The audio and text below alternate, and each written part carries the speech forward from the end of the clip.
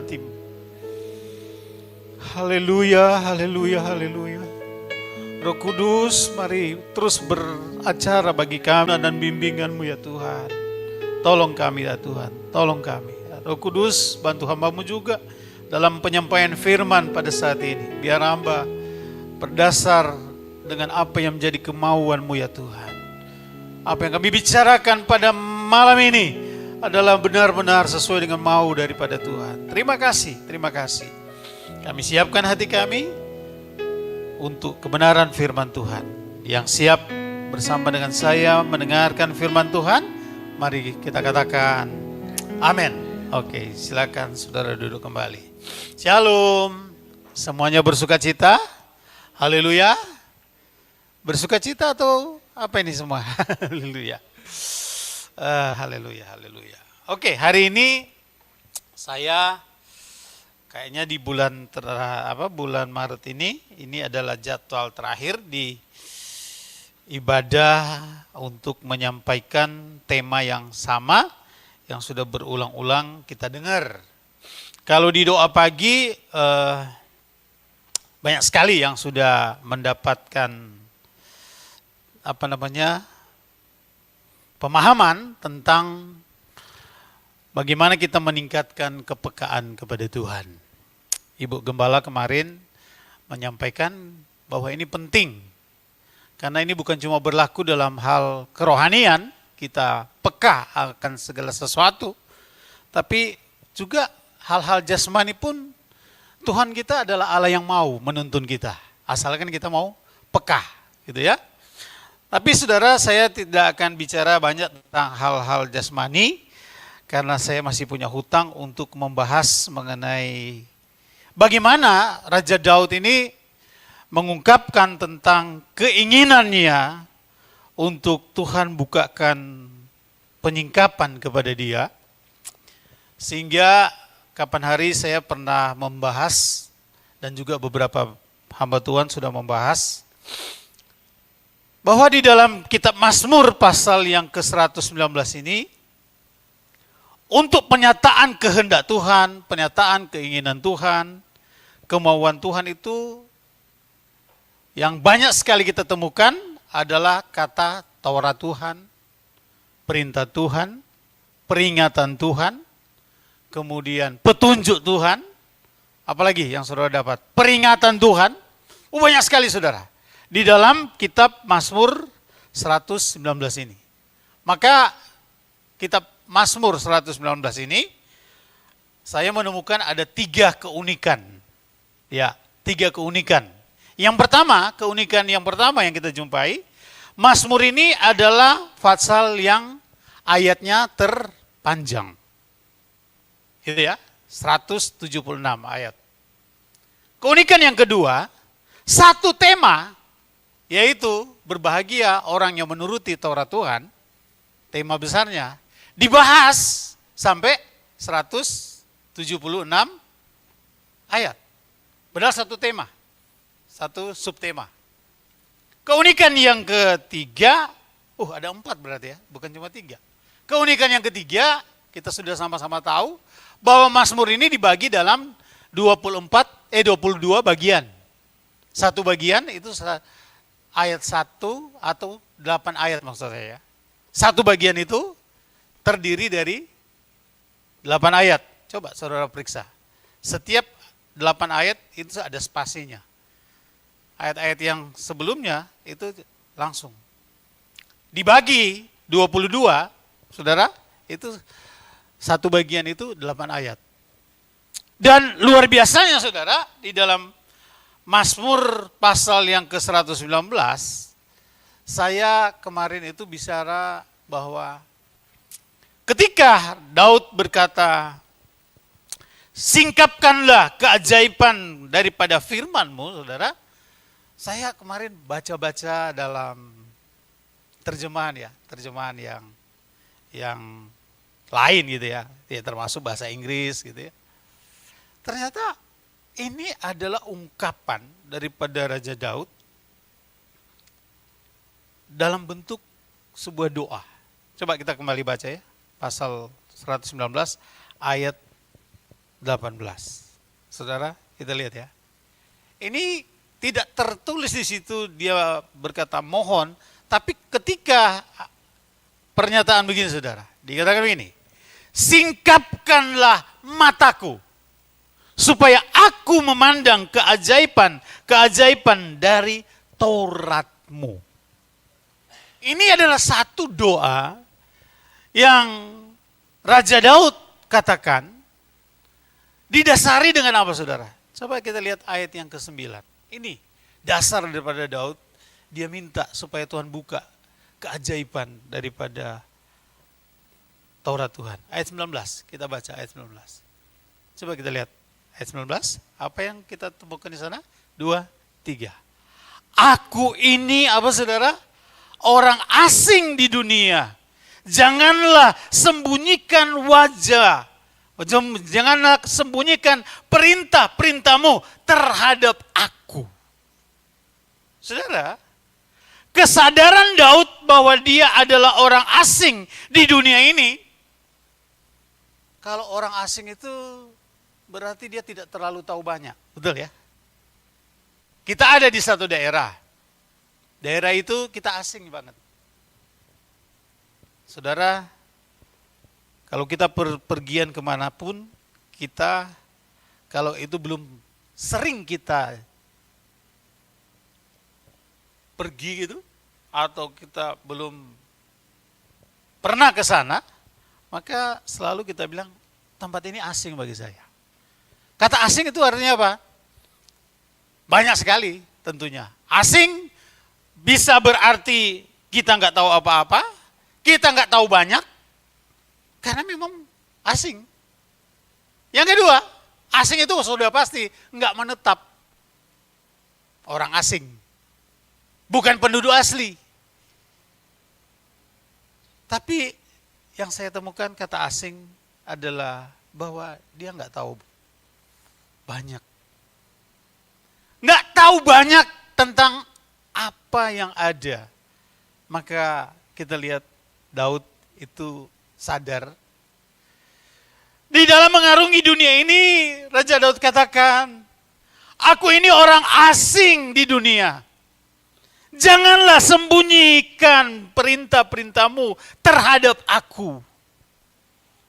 Saya akhirnya masuk pada satu kesimpulan bahwa ternyata kenapa Daud itu bilang, Tuhan singkapkan Tauratmu. Singkapkan keajaiban Tauratmu itu. Karena Daud itu merasa dia tidak tahu apa-apa. Orang yang merasa sadar diri, dia tidak tahu apa-apa.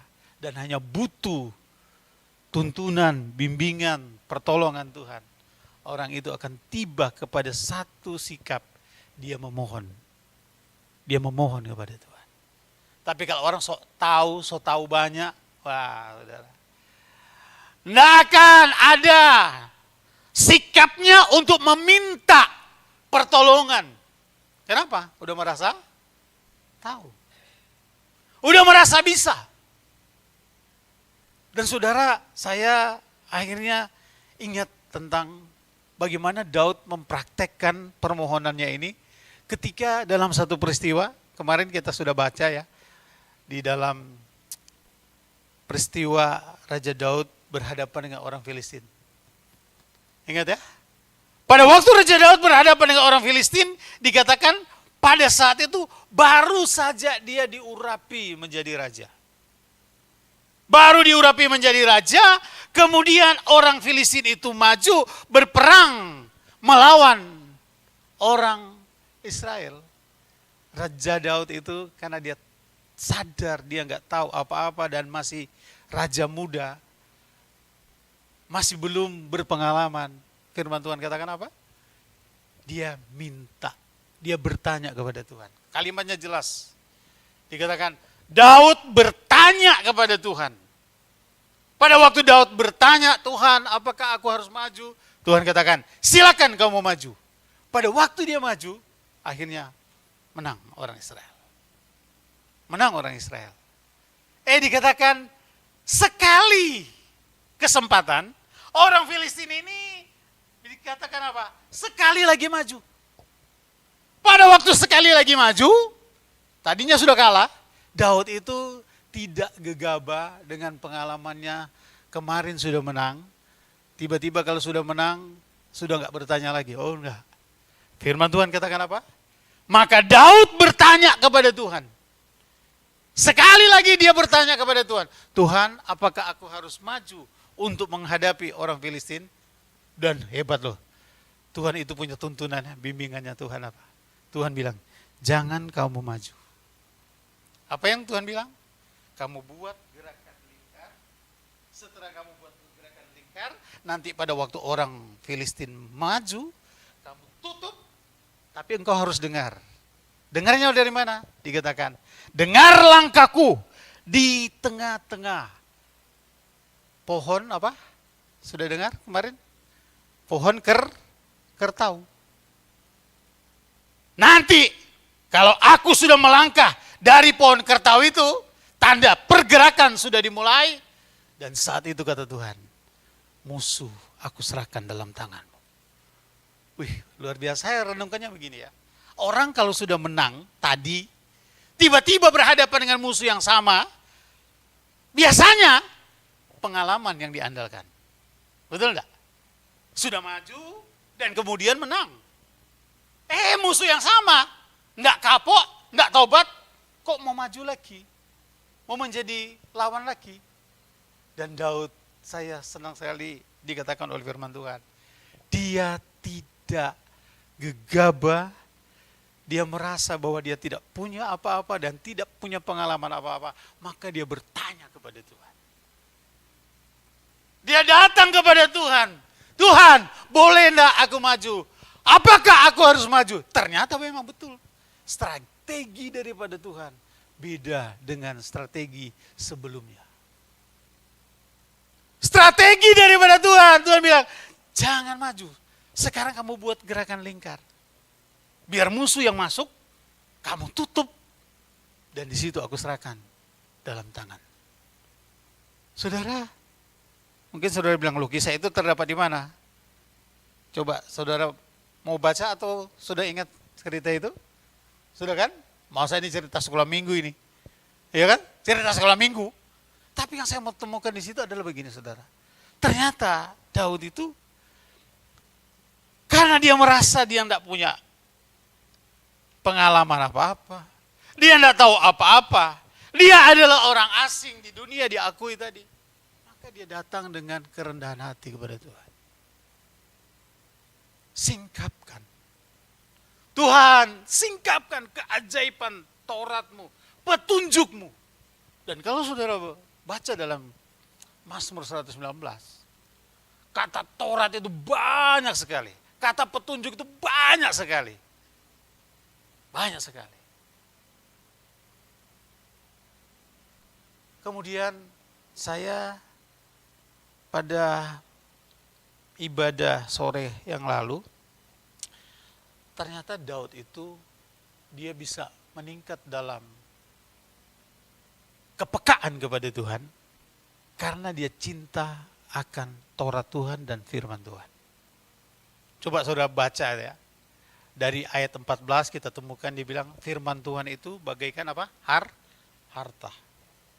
Di ayat 136 bahkan dia bilang firmanmu, Tauratmu itu bagaikan emas tua. Cintanya kepada Taurat Tuhan dia bilang firman Tuhan itu bagaikan emas tua.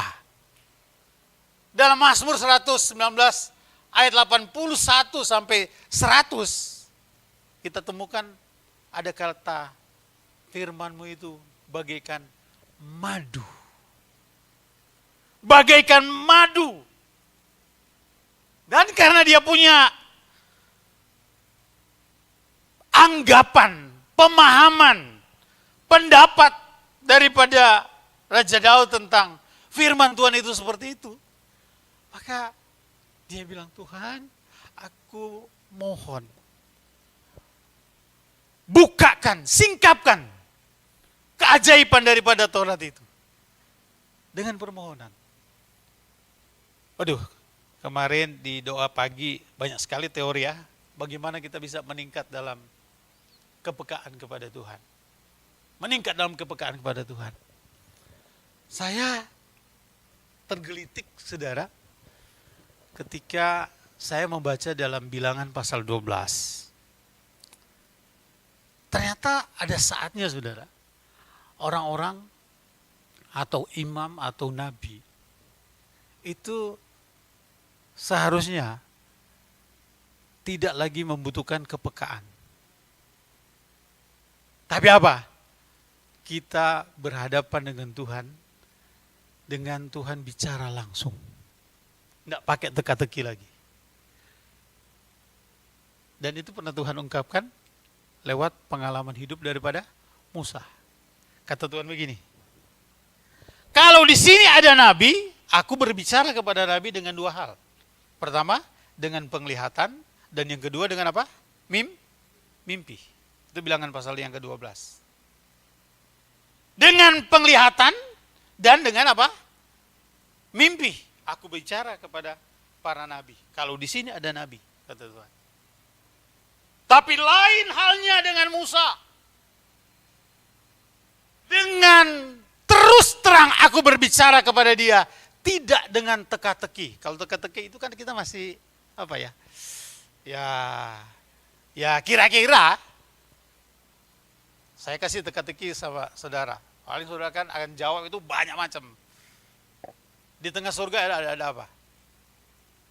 Ayo, di tengah surga ada apa? Ayo, jawabannya kira-kira. Ini contoh teka-teki. Di tengah surga ada apa? Hah? Ibu Gembala betul. Di tengah surga ada air. Ada orang bingung, tengah surga ada apa ya? Ada Yesus, ya pasti ada Yesus. Tapi namanya teka-teki itu kan permainan kata aja. Di ujung neraka ada apa? Ada. Itu teka-teki. Tapi banyak orang bingung, maksudnya apa ya? Nah saudara, Tuhan bilang kepada Musa, bukan kepada Musa saja, pada Miriam, kemudian kepada Hur, yang mempertanyakan tentang keimaman daripada Musa, karena mereka bilang begini, memangnya cuma dia yang bisa Tuhan pakai berbicara. Tuhan itu marah loh. Waktu dia marah, dia bilang begini, panggil dua orang itu, berhadapan dengan aku. Saya mau minum. Kemudian pada waktu dia berhadapan, Tuhan begini, kalau di sini ada nabi, aku bicara kepada mereka dengan dua hal. Penglihatan dan dengan apa? Mimpi. Tapi lain halnya dengan Musa. Kalau dengan Musa, kata Tuhan, aku bicara kepada dia dengan terus terang. Mari kita mau bahas di Bilangan pasal 12.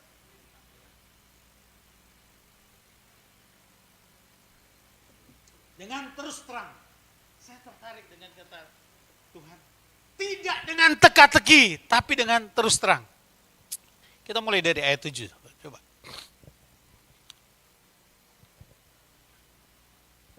Ya, lihat ya. Ayat 7. Tuhan bilang apa? Bukan demikian hambaku Musa. Seorang yang apa? Setia dalam segenap rumahku. Terus ayat 18, ayat 8. Berhadap-hadapan, ini kata Tuhan ya. Berhadap-hadapan aku berbicara dengan dia terus terang, bukan dengan teka-teki. Waduh, ini tidak sembunyi-sembunyi lagi. Ini kalau sudah enggak sembunyi-sembunyi berarti udah nggak butuh kepekaan gitu kan. Kalau kepekaan kan kita masih apa Tuhan, ya. Apa maksudnya? Tapi Musa, Tuhan akui sendiri loh. Ini pernyataan surga loh. Coba kita lihat ayat yang ke-8 ini.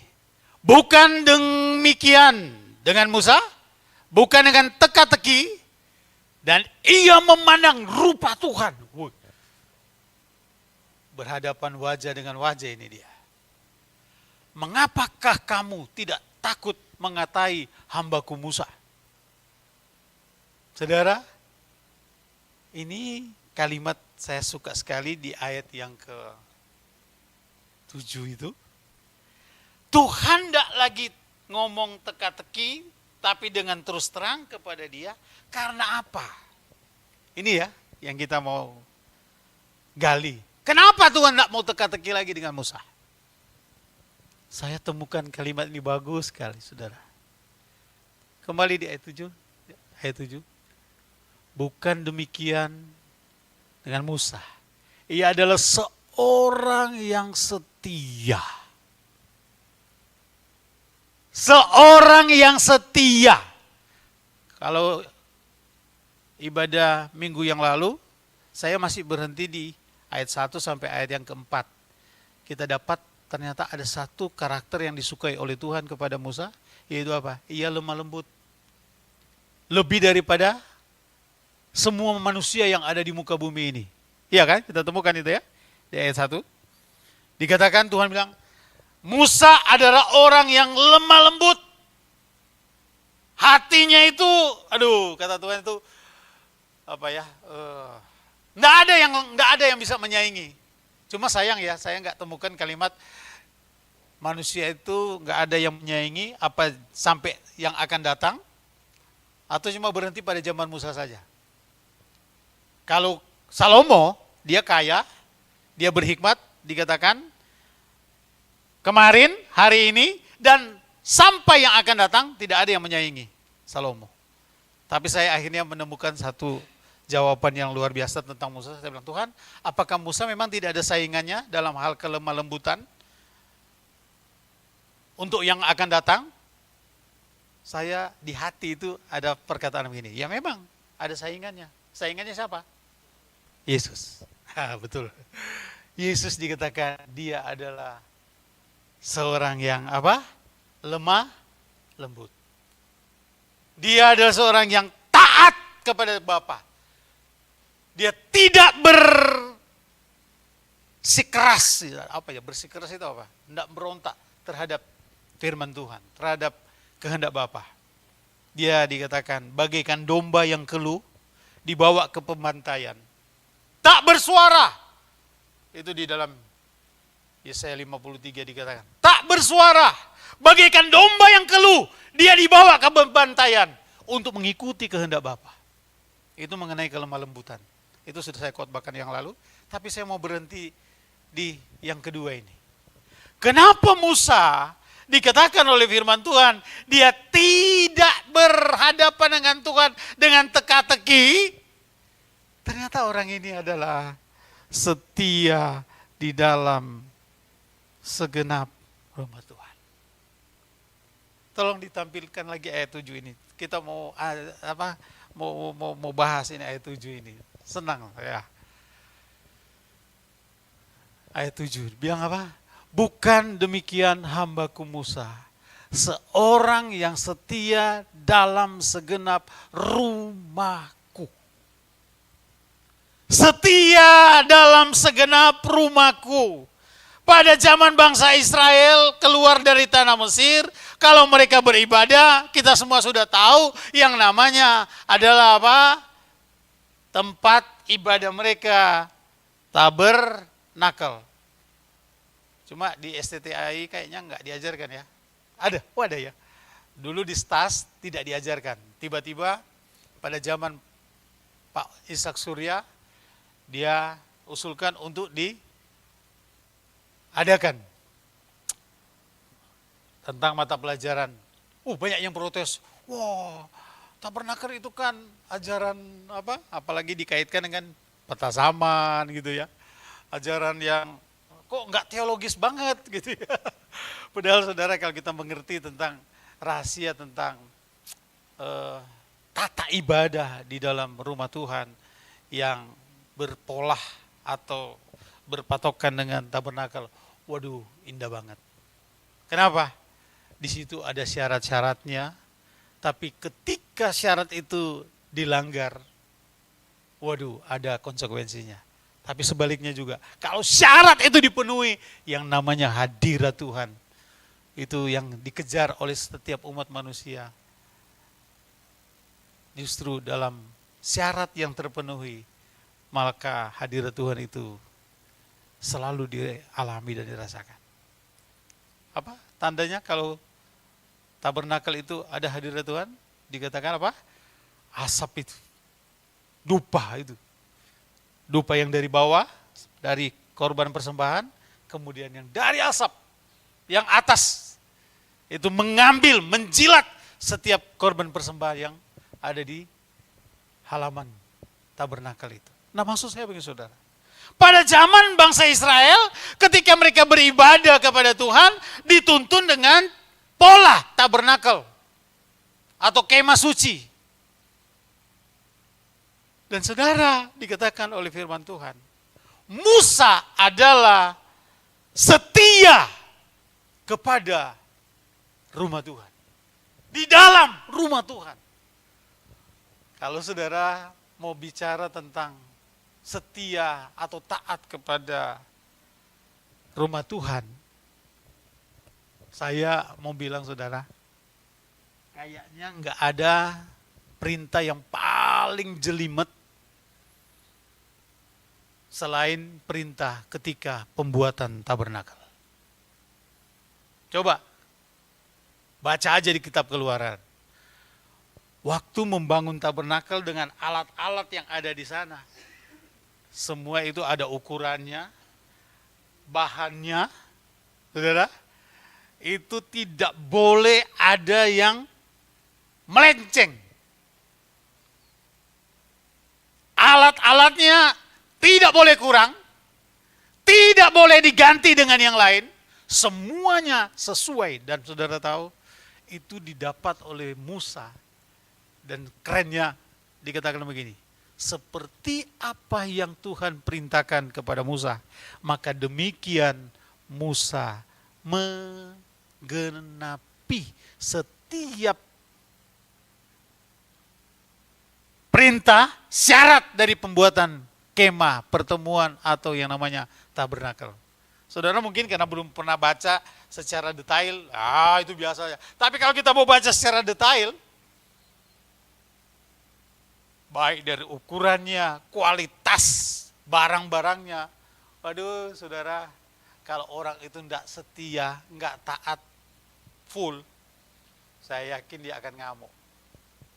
Saya yakin dia akan begini, kok gini sih ikut Tuhan? Saudara, belum lagi prinsipnya Tuhan ketika kemah tabernakel itu dibangun atau dibuat. Yang saya bilang hebatnya orang Israel punya ketaatan ya, kesetiaan terhadap Tuhan dan kemah pertemuan atau tabernakel itu gini. Waktu bangsa Israel jalan dari Mesir, tiba-tiba tiang awan itu apa? Berhenti. Kalau tiang awan berhenti, maka mereka itu harus merakit kemah mereka sendiri, tempat tinggal, termasuk kemah tabernakel ini dirakit. Tanpa pemberitahuan besok mau jalan lagi, tiba-tiba awan itu apa? Sudah jalan. Kalau sudah jalan awan itu yang menuntun baik siang atau malam, maka mereka bongkar lagi. Coba saya ajak saudara bayangkan ini ya. Mereka bongkar, ringkas-ringkas lagi, tidak dicatat dalam Alkitab berapa waktu mereka berjalan. Tidak pernah ditentukan. Dan tiba-tiba tiang itu apa? Berhenti lagi. Kalau boleh saya bilang itu suka-sukanya Tuhan. Tuhan mau buat mereka itu mau berhenti untuk ibadah, untuk berdoa, untuk menyembah Tuhan, suka-sukanya Tuhan. Tapi yang saya mau temukan adalah orang Israel termasuk Musa. Inilah yang dimaksud. Musa itu setia. Dalam setiap kali mempersiapkan kemah pertemuan ini atau namanya tabernakel ini. Dan para Lewi yang terlibat di dalamnya. Mereka itu dikatakan selalu seperti apa yang dikatakan oleh firman Tuhan. Bongkar, bongkar. Pasang, pasang. Jalan, jalan.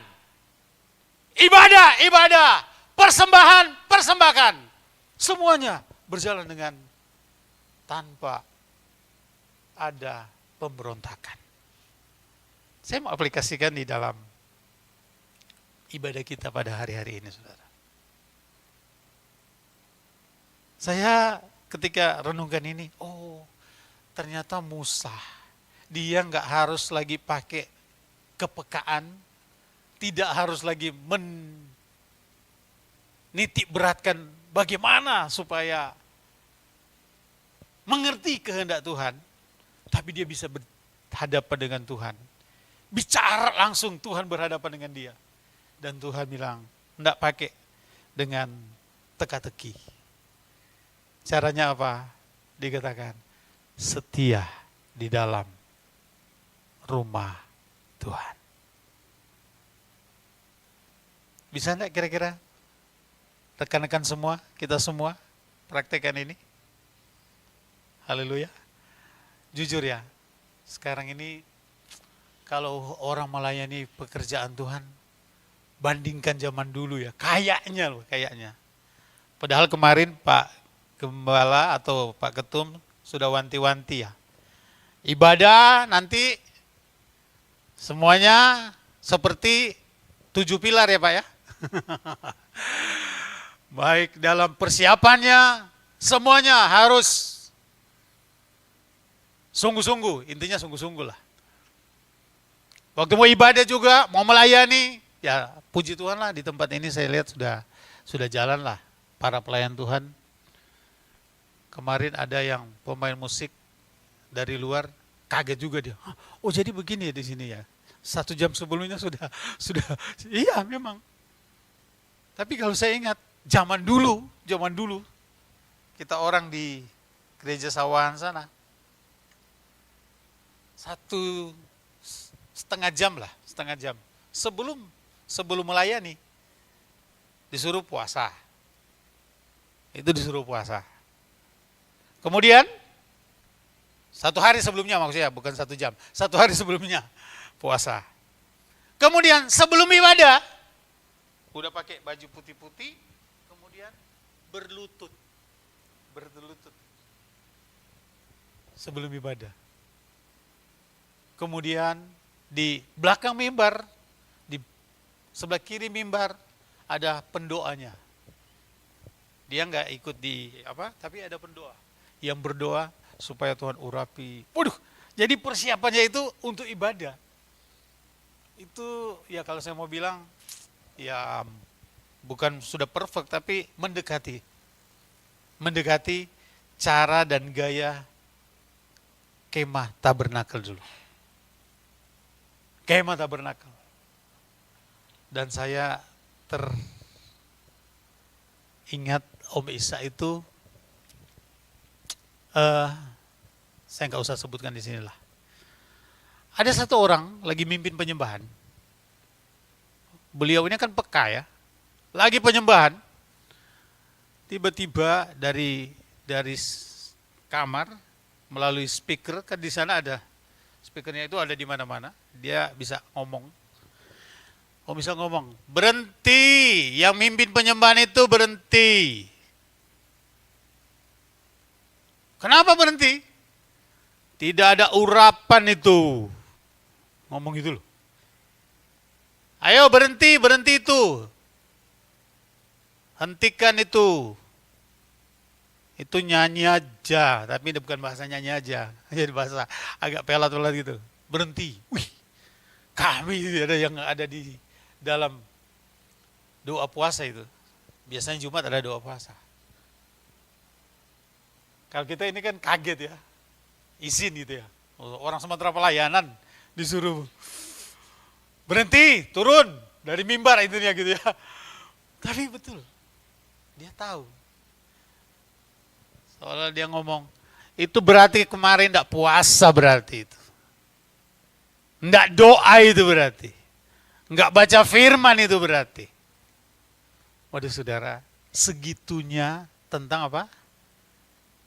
Persiapan kesetiaan dalam rumah ibadah. Saya ingat dulu ada hamba Tuhan terkenal sekali dari Semarang. Namanya Ibu Pendeta Mary Hartanti. Mungkin Bu Ge masih ingat, namanya Mary Hartanti. Bagus banget khotbahnya. Dia juga bisa konseling dari Semarang. Waktu dia datang pertama kali masih bagus gitu ya, rambutnya masih panjang. Tiba-tiba beliau datang, satu waktu sudah potong laki. Saudara, itu udah diundang loh dari Semarang. Om saya bilang, enggak boleh ya. Hari ini enggak boleh naik. Hari ini enggak boleh pelayanan. Loh, padahal dia sudah datang, tapi enggak diizinkan. Ditanya, kenapa Om? Rambutmu seperti orang laki. Kamu kan perempuan. Itu mimbar itu kudus. Jadi saya cuma mau menggambarkan bahwa betapa di dalam rumah Tuhan sejelimet itu gitu loh. Seruat itu. Seruat itu. Tapi ya saya mau katakan ya inilah mungkin yang diinginkan oleh Tuhan, bagaimana yang disebut sebagai orang yang setia di dalam rumah Tuhan. Setia mengikuti apa yang diinginkan oleh Tuhan. Saya jujur ya, ini mau ngomong. Baru di sini sudah, saya mulai agak terbiasa dengan pakai baju itu agak santai ketika mau khotbah. Jujur ya, ini baru di sini juga mulai khotbah dengan pakai jeans.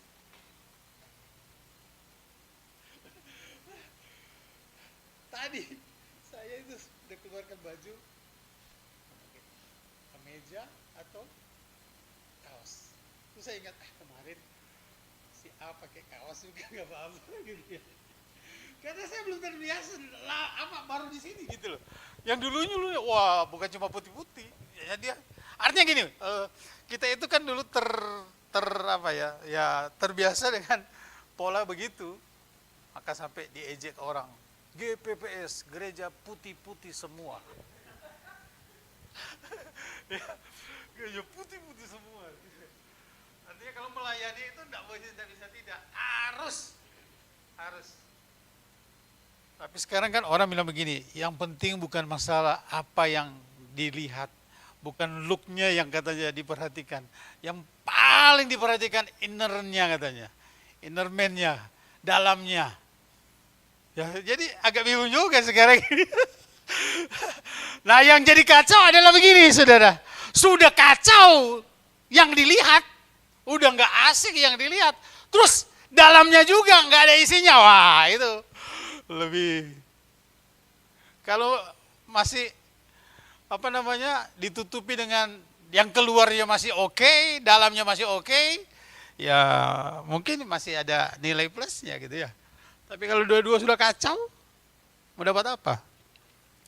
Saudara, ya saya cuma mau berhenti di sini bahwa bagaimana Daud itu dia minta kepada Tuhan yang pertama supaya dia pekah dalam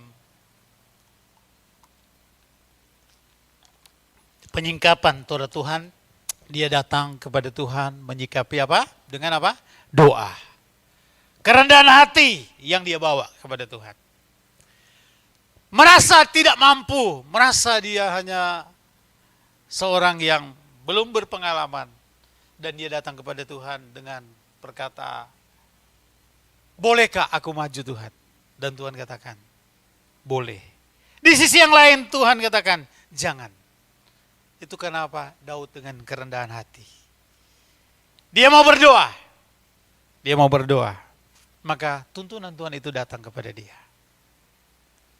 Jadi yang pertama tentang Daud, saya mau katakan bahwa Daud bisa menjadi pekah dalam menyikapi setiap firman Tuhan. Oleh karena dengan kerendahan hati dan permohonan kepada Tuhan. Maka dia selalu mendapat tuntunan. Inilah menjadi alasan bagi kita untuk kita sering-sering berdoa. Saya cuma mau bilang bahwa orang yang gak suka berdoa karena dia merasa dia sudah bisa. Dia udah mampu. Makanya gak mau berdoa. Kenapa orang gak mau berdoa? Ya alasannya itu. Merasa bisa, merasa mampu, merasa tidak butuh Tuhan. Ya itu aja kan. Kalau dia memang merasa butuh Tuhan, pasti dia akan datang dalam doa. Ya mau doa itu bermacam-macam lah gayanya, waktunya. Tapi yang jelas karena merasa kita ini tidak punya apa-apa dan tidak bisa berbuat apa-apa, itu menjadi dasar yang bagus sekali untuk kita mau datang kepada Tuhan. Kalau kita sudah merasa bisa semuanya, aduh saudara, merasa kaya, merasa pintar, merasa pengalaman, nah itu kita udah gak butuh Tuhan jadinya. Yang kedua, tentang Musa. Bagaimana Musa bukan saja dia mendapat penyingkapan, tapi Tuhan bicara langsung kepada dia. Saya temukan ada dua hal dari Musa. Yang pertama, karakternya. Dia adalah orang yang lembut. Lebih daripada yang lain katanya. Di seluruh dunia ini. Lebih daripada yang lain. Manusia tidak ada yang bisa mengalahkan Musa dalam kelembutan. Kecuali Yesus. Tapi yang kedua dari Musa. Kenapa Musa bisa mendapatkan petunjuk Tuhan secara langsung. Berhadap-hadapan dengan Tuhan dan dia tidak mati. Tuhan tidak bicara kepada dia dengan mimpi, tidak bicara lagi kepada dia dengan penglihatan. Padahal orang sekarang kalau dengan mimpi itu, saya puji Tuhan ya, puji Tuhan sekali. Dari dulu, ya sampai sekarang lah, setiap kali saya mimpi itu kejadian. Saya pikir mungkin itu juga cara Tuhan untuk bicara ya. Tapi yang gak enaknya adalah mimpi yang saya dapatkan kok bukan masalah berkat. Saya pernah mimpi dimarahin orang. Saya nggak usah sebutkan. Bener, ketemu dengan waduh. Mimpi pernah satu waktu celaka. Tapi saya nggak antisipasi. Bener, kecelakaan. Tadi saya mimpi tadi malam kira-kira jam 1 gitu ya. Saya akan ditelepon oleh seseorang pertama dengan WA. Bener, kejadian. Saya kaget, loh, kok orang ini tumben telepon. Dia ber-WA ke saya itu mau menyampaikan dia adalah lagi bikin program apa. Terus saya bilang, loh, ini saya mimpi semalam. Saya merasa, senang juga ya. Bisa mimpi jadi kenyataan. Senang gitu. Berarti apa? Kepekaan, taraf Nabi, ada gitu. Tapi ketika baca Musa, kalah juga gitu ya. Masih lebih asik Musa. Kalau mimpi kan kita masih mereka-reka kejadian apa enggak ya? Artinya apa ya? Kadang-kadang kita masih mimpi, tanya artinya. Tapi kalau sudah bicara dengan tanpa teka-teki, bicara langsung, waduh, saya katakan kayaknya itu paling indah dalam pengiringan kita kepada Tuhan. Bagaimana caranya? Setia dalam rumah Tuhan. Amin. Yang sudah setia, ayo tambah setia. Setia itu berarti mengandung ketaatan dalam rumah Tuhan. Bagaimana Musa itu setia mengikuti, syarat-syarat tentang yang ada dalam rumah Tuhan itu diikuti loh semua sama Musa. Ini kalau saudara nanti bacalah di Bilangan, Keluaran, Imamat tentang apa yang ada dalam rumah Tuhan itu. Waduh, saya mau bilang jelimet sekali. Apalagi yang namanya Taurat Tuhan. Makanya ada sampai orang begini, bagaimana manusia bisa lakukan Taurat Tuhan? Satu dilakukan, kemudian 10 atau sebaliknya, 10 kita lakukan, 1 tidak dilakukan, apa? Gagal total. Saking jelimetnya. Tapi dikatakan Musa, dia setia. Makanya dia berhadap-hadapan. Kayaknya ini yang paling tinggi ya, yang paling tinggi. Nggak butuh lagi penyingkapan. Enggak butuh lagi. Tuhan singkapkan Tuhan. Wih, sampai kalau ada yang kayak gini nih kayaknya hidup ini indah loh saudara. Tuhan bilang kiri, kiri, kanan, kanan. Wih, keren loh. Nah, waktu mau keluar, enggak boleh. Wih. Lari, lari. Melingkar, melingkar. Saya bilang, kalau begitu ya, keren banget. Haleluya. Oke, sampai sini firman Tuhan. Mari kita mau datang kepada Tuhan. Kita mau praktekkan yang punyanya Daud aja dulu. Datang kepada Tuhan dengan kerendahan hati, mau berdoa. Bilang, Tuhan, aku butuh penyingkapan. Aduh, kalau itu terjadi ya, enak loh.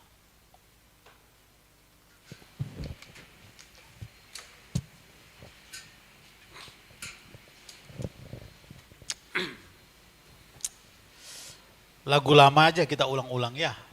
Haleluya. Terima kasih Tuhan Yesus. Ya, nada itu aja. Haleluya. Terima kasih Tuhan Yesus. Terima kasih Tuhan Yesus. Terima kasih Tuhan Yesus.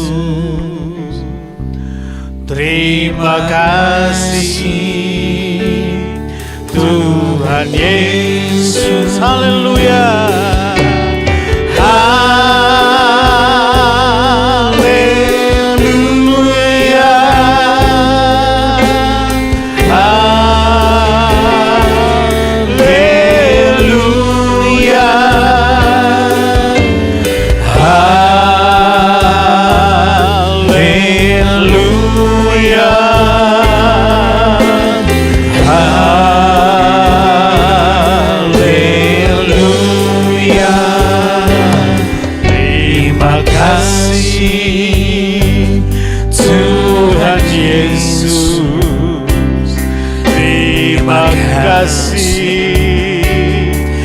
Tuhan Yesus, terima kasih Tuhan Yesus, terima kasih Tuhan Yesus.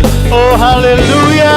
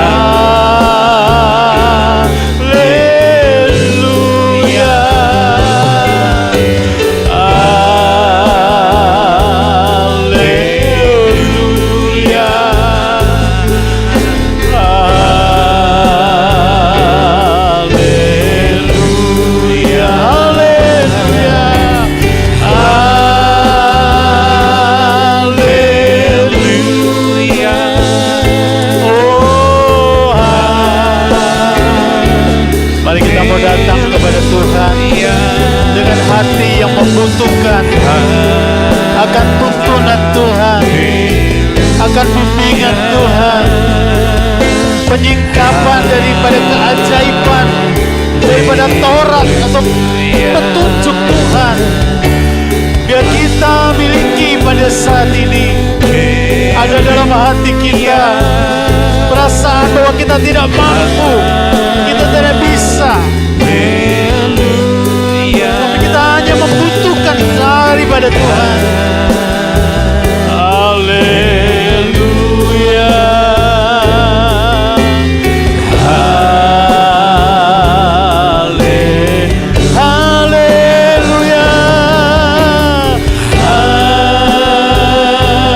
Haleluya.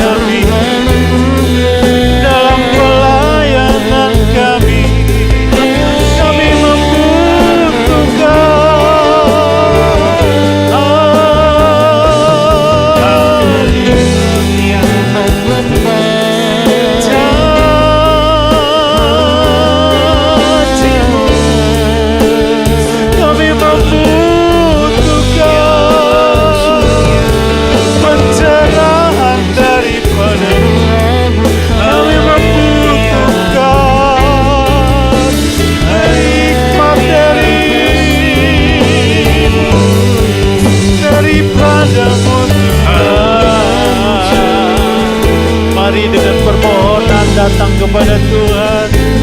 Dengan permohonan apapun yang menjadi kebutuhan kita, dalam setiap tanggung jawab yang Tuhan sudah berikan kepada kita, baik kita sebagai mahasiswa, baik kita sebagai PMD, baik kita sebagai para pelayan Tuhan, para gembala, para full time, kita butuh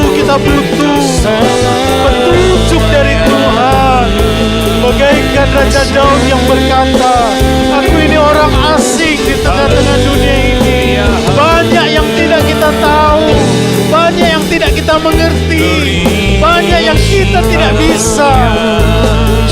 Hanya kita bisa ketika Tuhan yang memberikan kemampuan kepada kita.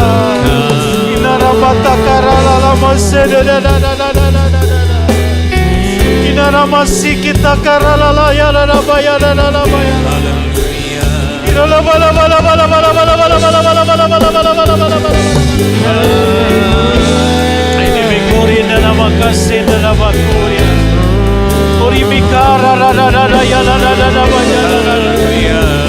Ina makara la ya la baya la baya la bala. Ori makasih la la ya la bala bala bala. Oria makata karalala ya la base. Kiani rela bata kata karalala. Karaya la base la bata kata. Ya la bakata karaya la base la. Ya la.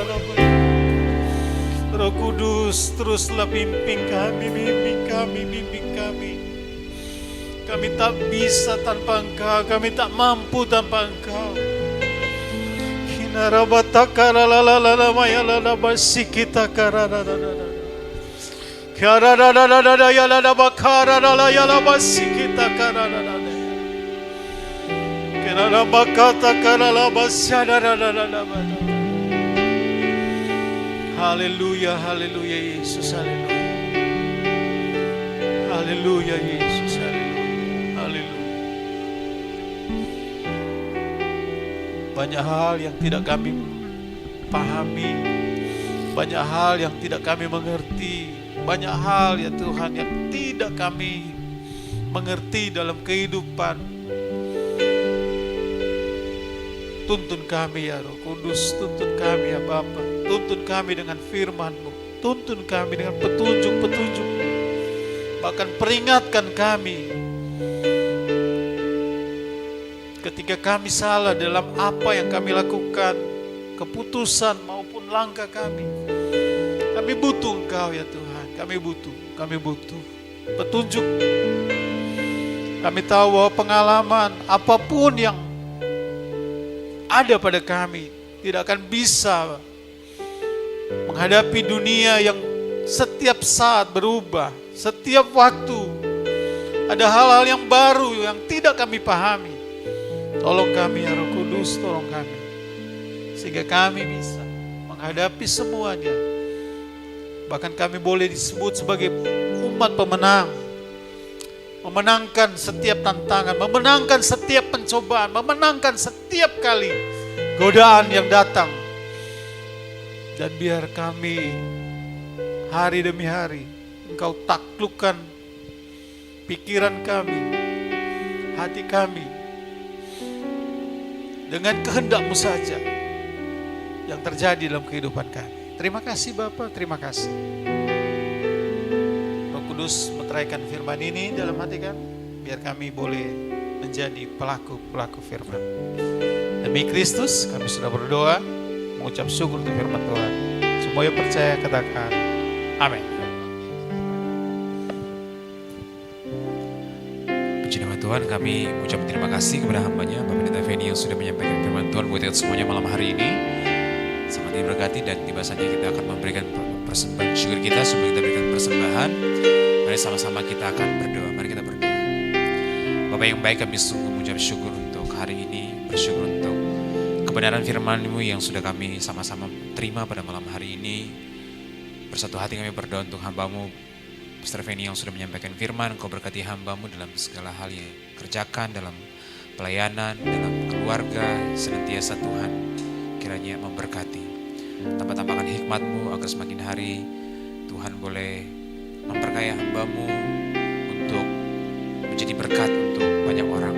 Terima kasih Bapa, terima kasih Tuhan, dan sebentar kami mau memberikan persembahan syukur kami, Kau berkati untuk ulusan pekerjaan. Dalam nama Yesus kami siap beri dengan sukacita. Haleluya. Amin. Persembahan menjalankan. Bersatu dengan semua memuji namanya Yesus Kristus Tuhan. Bawalah kabar baik ke seluruh dunia. Bawalah peduli, jangan kau takut dan jangan kau bimbang, sebab Allah peduli.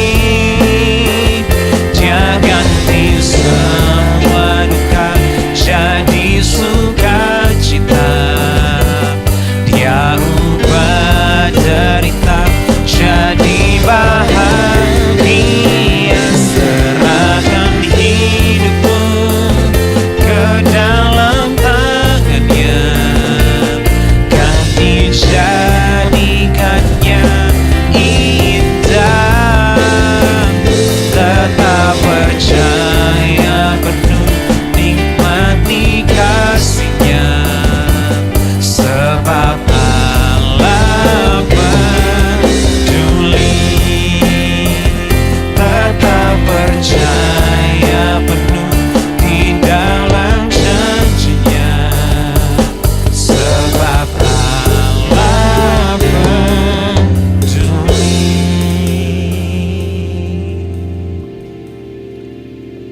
Siapa namamu? Yang ini. Yang kamu maju. Yuk semua hamba Tuhan boleh ke depan, kita mau doakan. Siapa sih namanya? Putri. Kamu berlutut Putri. Ayo semua hamba Tuhan maju. Kita nyanyi pujian kuduskan tempat ini. Haleluya. Kuduskan tempat ini untuk kami berdoa. Kuduskan hati ini untuk kami menyembah. Biar segala perkara ku serahkan padamu, Yesus, dan Roh Kudus bekerja. Pimpin kami, kuduskan tempat ini,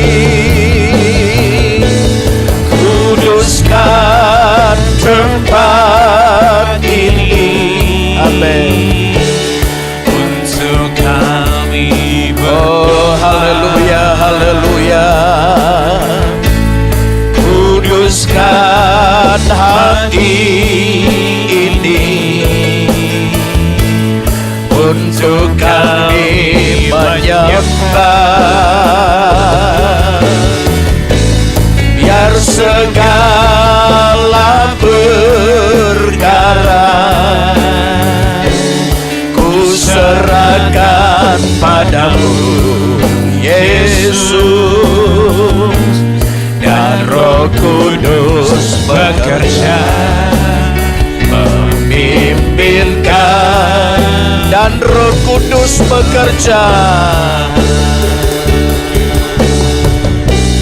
dan Roh Kudus bekerja, memimpinkan, dan Roh Kudus bekerja. Haleluya. Dan Roh Kudus bekerja, memimpinkan mengambil semua. Haleluya, haleluya, haleluya, haleluya. Oh haleluya, haleluya, haleluya. Haleluya, haleluya, haleluya.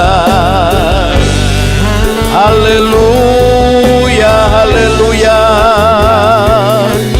Tolong anakmu Tuhan, tolong anakmu Tuhan.